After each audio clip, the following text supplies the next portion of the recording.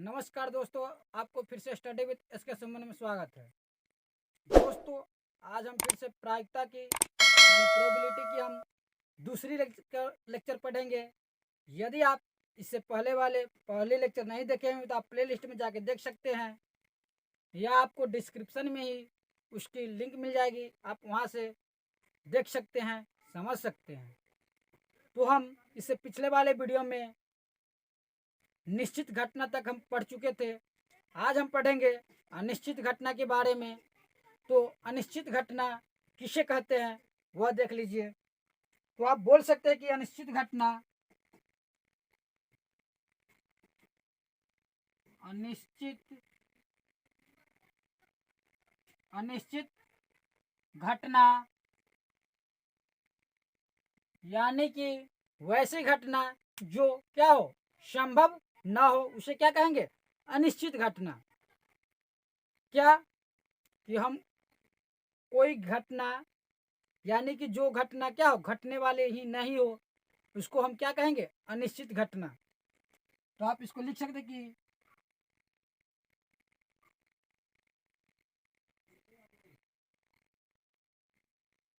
जिस घटना का होना संभव न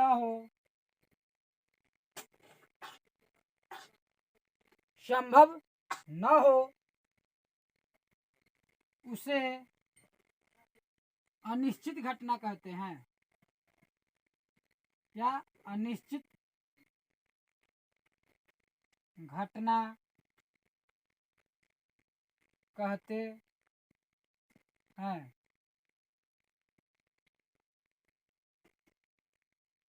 क्या? अनिश्चित घटना कहते हैं। तो इसका एग्जाम्पल आप समझ सकते क्या?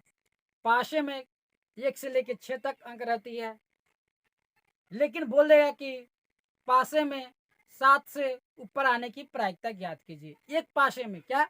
एक पासे में 7 से ऊपर अंक आने की प्रायिकता ज्ञात कीजिए। तो क्या होगी? 7 से ऊपर आएगी? नहीं आएगी। तो कौन सी घटना हो जाएगी? अनिश्चित घटना हो जाएगी। तो संभव ही नहीं है। क्यों? क्योंकि उसमें 1 से लेकर 6 तक ही अंक रहती है। 1 2 3 4 5 और 1 6 रहती है। 7वां अंक नहीं रहती है, इसलिए वह निश्चित नहीं है, वह अनिश्चित है। क्यों? क्योंकि घटना हो ही नहीं सकती, कभी भी नहीं हो सकती है। तो आप इसको लिख सकते क्या कि एक पाशे में जैसे करके आप लिख सकते क्या चीज? एक पाशे में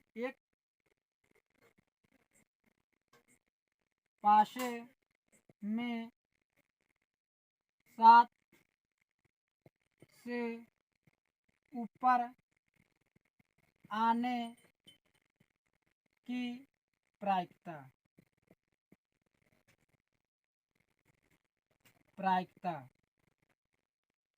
क्या? एक पाशे में 7 से ऊपर आने की प्रायिकता। और अनिश्चित घटना की जो प्रायिकता होती है वह कितना होती है? 0 होती है। और निश्चित घटना की प्रायिकता 1 होती है। निश्चित घटना की प्रायिकता 1 और अनिश्चित घटना की प्रायिकता 0 होती है। तो चलिए अब हम 10 पॉइंट इंपोर्टेंट इस प्रायिकता के बारे में हम जान ले रहे हैं। एक पॉइंट में लिख सकते हैं क्या चीज कि निश्चित घटना की प्रायिकता, निश्चित घटना की प्रायिकता 1 होती है। 1 होती है। ये मेरी पहली पॉइंट हो गई। ये जो हो गई मेरी पहली पॉइंट हो गई। क्या चीज? कि निश्चित घटना की प्रायिकता 1 होती है। दूसरा पॉइंट कि अनिश्चित घटना की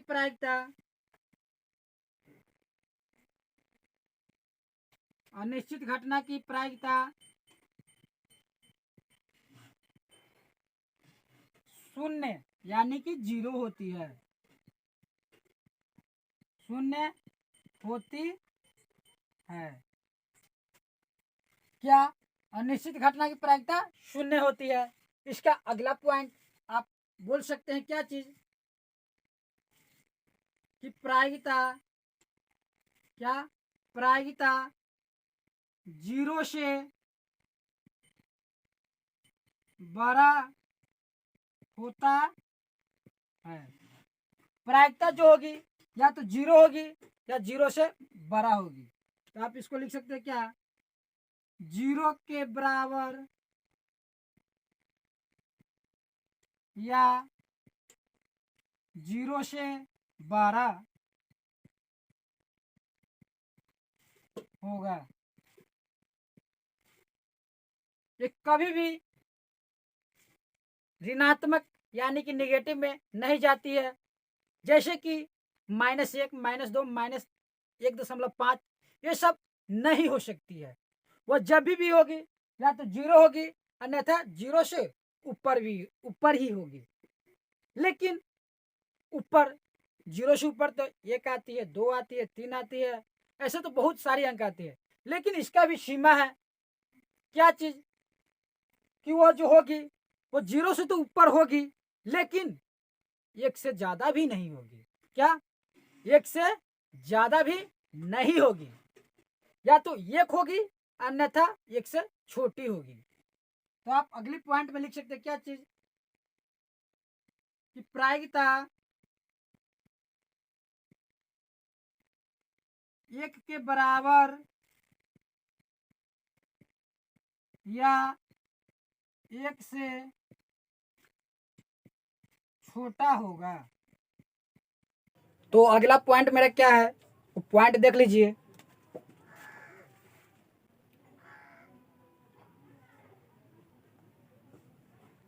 अगला पॉइंट हो जाएगी प्रायिकता, प्रायिकता प्रायिकता का मान 0 से 1 के बीच होता है। क्या प्रायिकता के जो भी मान होगी वो क्या होगी, 1 से लेके 0 के बीच ही होगी, न 1 से ज्यादा जैसे कि 2, 3, 1.1 भी नहीं होगी और न ही 0 से कम होगी। जो भी होगी वह 1 और 0 के बीच में ही होगी। क्या प्रायिकता की मान। और इसके अगला पॉइंट आप लिख सकते हैं क्या चीज कि प्रायिकता की अधिकतम मान, प्रायिकता का अधिकतम प्रायिकता का अधिकतम मान 1 होता है।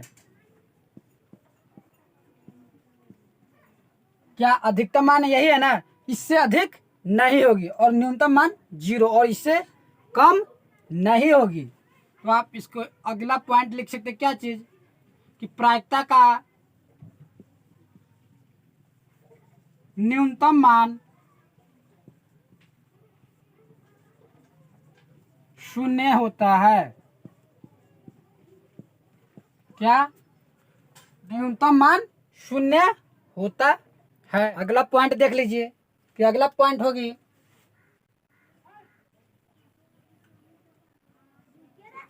कि प्रायिकता के जो मान होती है वो कभी भी ऋणात्मक नहीं होती है। तो आप लिख सकते हैं कि प्रायिकता का मान कभी भी ऋणात्मक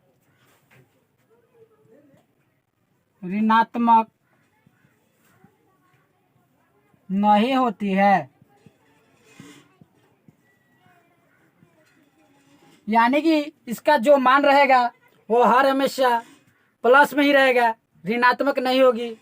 0 से नीचे आइएगा तो जो भी मान होगी वह क्या हो जाएगी, ऋणात्मक हो जाएगी, यानी कि निगेटिव हो जाएगी।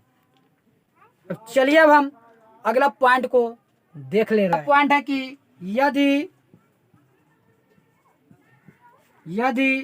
Pe बराबर x/y हो, क्या Pe बराबर x/y हो तो x का मान y से छोटा होगा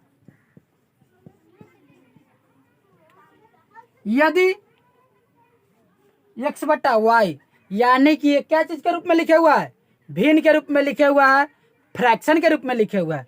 यदि x बटा y जो हो गया, यानी कि x की जगह कोई भी मान आ सकती है, 1 2 3 4 5 6 7 8 कुछ भी आ सकती है।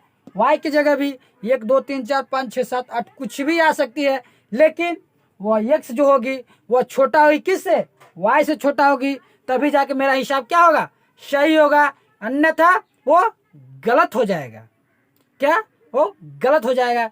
चलिए अब हम एक और पॉइंट की तरफ हम बढ़ रहे हैं। तो आप लिख सकते हैं कि पीई जोड़ पीई डॉट बराबर 1।